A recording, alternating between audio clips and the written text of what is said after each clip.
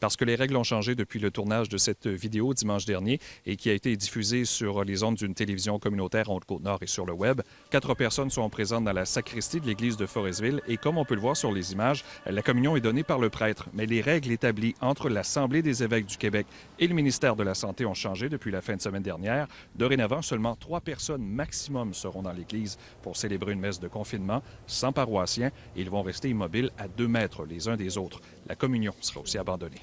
C'est aperçu avec eux autres que les distances étaient là, mais quand c'est perçu à la télévision, les distances sont plus rapprochées.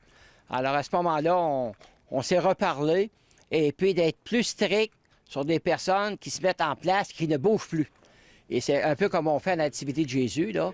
On est 3. Chaque personne se met en place et puis on ne bouge plus de la célébration. On le sait, les églises du Québec sont fermées depuis la mi-mars et la plupart des fidèles sont âgés de plus de 70 ans. Pour ne pas les abandonner, Monseigneur Blais enregistre une messe sans public à chaque semaine qui est diffusée sur plusieurs radios et télévisions communautaires de la Côte-Nord, comme ça se faisait à l'époque. Et on s'aperçoit que c'est très suivi parce que plusieurs n'ont pas nécessairement l'Internet, n'ont pas nécessairement les technologies actuelles. Et puis, c'est la radio qui les sert le mieux.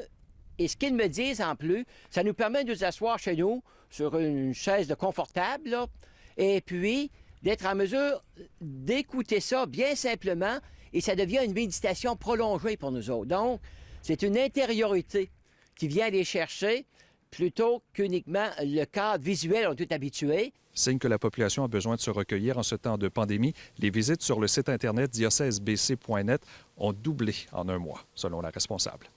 André Normando, TVA Nouvelles, Bécomo.